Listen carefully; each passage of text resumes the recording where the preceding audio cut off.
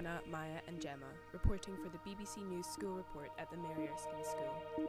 We are here with Will McLeish, the head of media at Sport Scotland, interviewing him on the impact of Scottish independence on sport. After the Olympics, obviously, which were a massive success, do you think that the sort of the view on sport in Scotland has changed? Well, first of all, thank you very much for inviting me and allowing me to come here to speak to you. I think it's absolutely fair to say that Scotland, and indeed the whole UK, received an incredible boost from the Olympics and the Paralympics, and that there is now more interest and captivation surrounding sport than probably any other time. So I think it was an incredible event, and as you rightly say, the Scottish athletes within the team performed magnificently, winning 13 medals, which was a record. It was the highest ever amount of medals that Scottish athletes have returned from the Olympics. Why do you think that we did so well in the Olympics, like Scotland to Scottish athletes?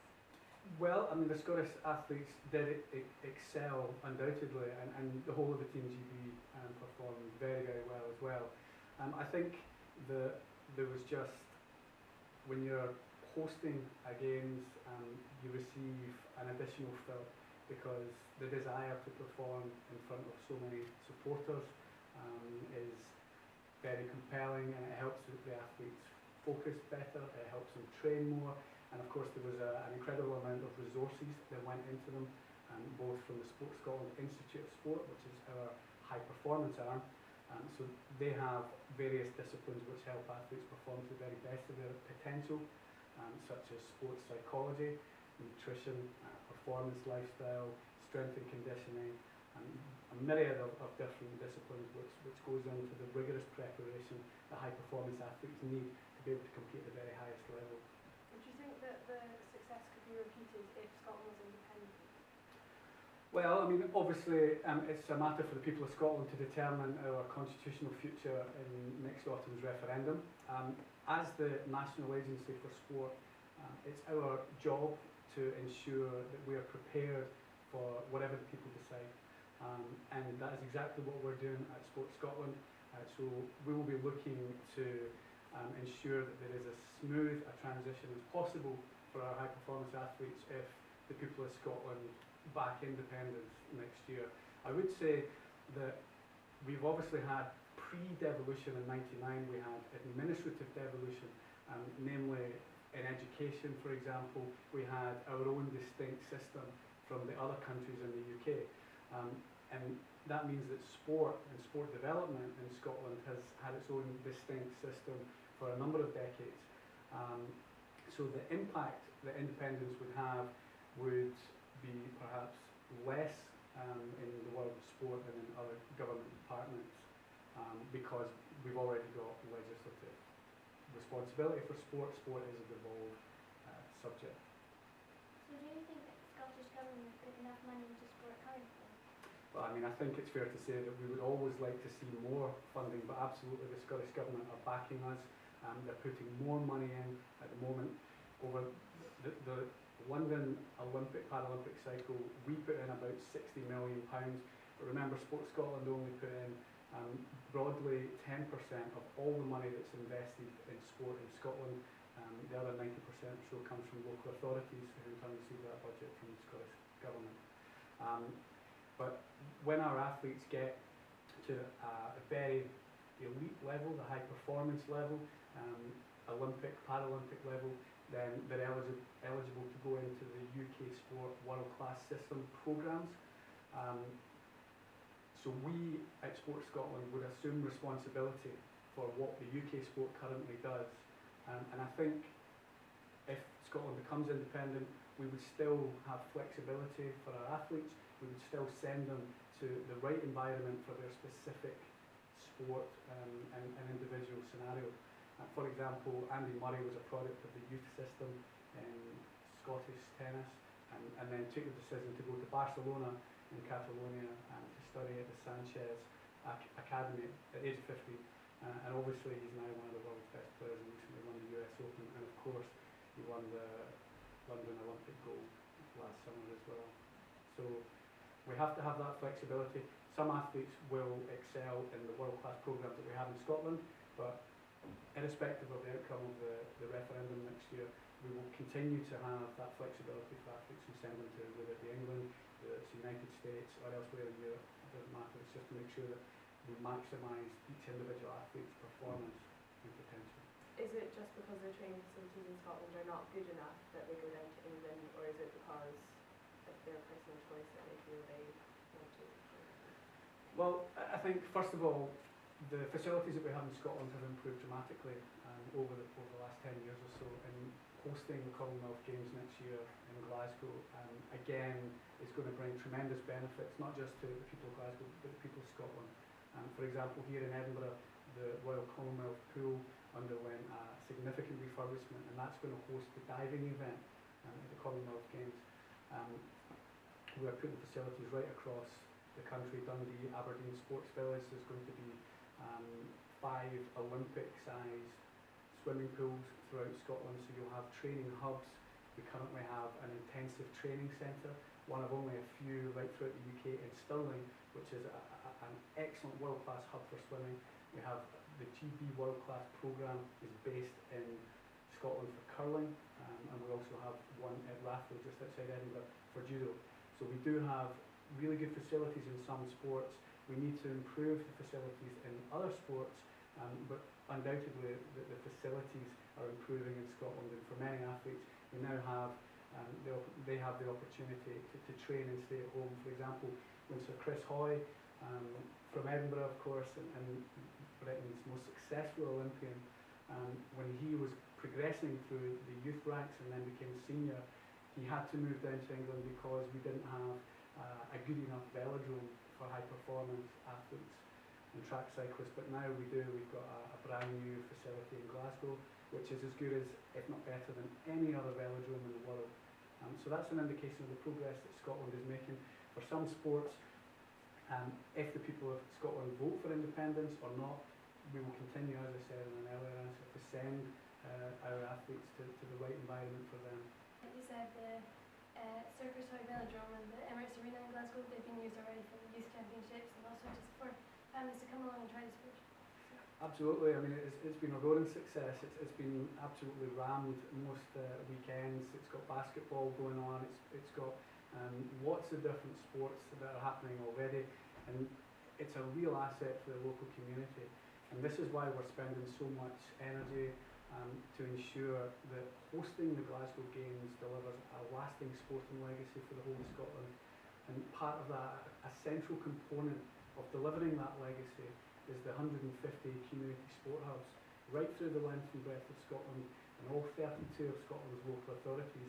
And there you'll have multi-sports, so people of all ages, of all abilities will be able to take part in numerous sports and physical activities. They're going to be able to participate in very safe environments, and they'll be coached at a very, very high standard.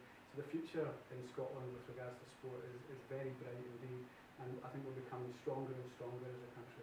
Do you think that if Scotland becomes independent, it will be easier for athletes who maybe wouldn't have reached the top levels in Great Britain and maybe be able to compete in the 2016 Olympics or 2020 if we're independent?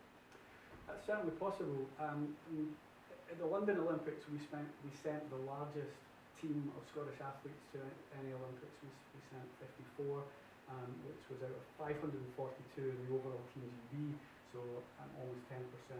We've got a population share of about 8.3%, so we're punching above our weight that way. At the moment, we have Team Scotland competing in international world-class multi-sport events. Obviously, at the Commonwealth Games, we'll see that next year. And Sport Scotland looks after athletes right up to that Commonwealth high performance level. So if we have our own Olympic team, then providing that our athletes are meeting the criteria, they're qualifying and doing what they need to in the pool or on the courts or on the athletic tracks to meet the qualification criteria, then we can have a bigger team. And it's not just about getting the numbers there, because we don't want just to send our athletes just to participate. It's about trying to get them to win as many medals as possible. And different athletes for different stages of their career will decide what is a successful games for them. For younger athletes, just reaching a final, for example, if you reach the top 8 in the world at an Olympics, in swimming, then if you're a young and up-and-coming athlete, that's a tremendous performance. But I was speaking to Catherine Granger when she was opening the Community Sport Hub in Edinburgh just earlier on this year, and she won 3 silver medals in consecutive games, and then finally won the gold medal at rowing that she so craved in London. And she spoke about her disappointment 5 years ago now, in 2008 at Beijing, where she only got a silver. For some athletes, winning a silver in Olympic Games is an incredible feat. And indeed, it's a massive achievement. Of course it is. Just to get a medal in these world-class games is a tremendous achievement, but she saw it as being a defeat. When I lost in Beijing, is how she couched it. I think everyone in Scotland was delighted when she persevered and got through and got that goal, which she so thoroughly deserved. If Scotland became independent, do you think it would affect the GB team as well?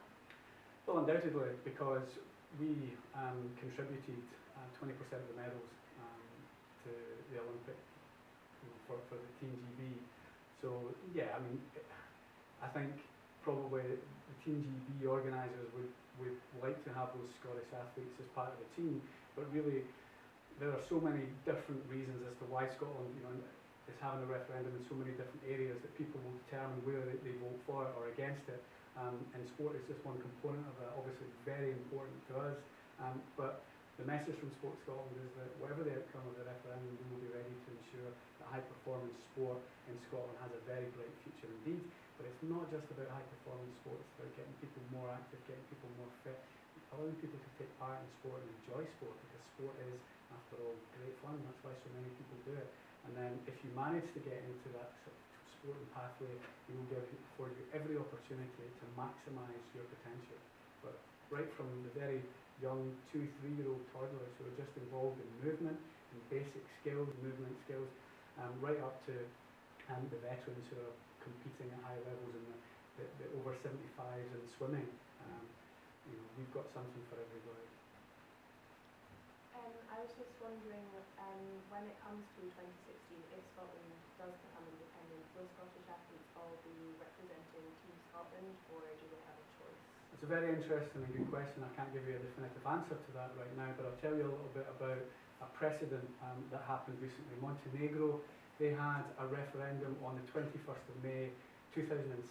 The people voted in favour, 55% of the Montenegrin population voted for it. They were recognised by the United Nations, which is a precursor to having your own Olympic team. And what you need for an Olympic team is recognition from the United Nations. You need to have at least 5 national federations that are recognised by the international federations for sports that are in the Olympic Games. Scotland currently actually has more than 5. We have football, rugby, golf, boxing, badminton and curling in M6. Montenegro, their National Olympic Committee was established in 2007, and then they competed as an independent sovereign nation at the 2008 Beijing Olympics. So the time frame means that it's possible that Scotland, if the people of Scotland back independence, that Scotland could compete in 2016 as an independent nation, but it will very much be determined by the outcomes of the negotiations between the two governments in Edinburgh and London.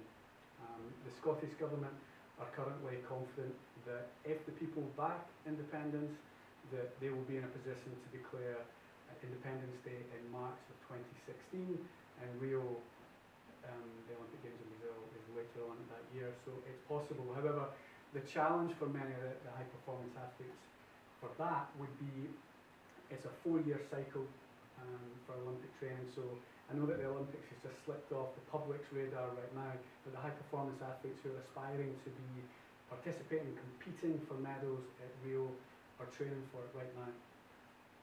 So there are many things to be determined, but it's certainly theoretically possible,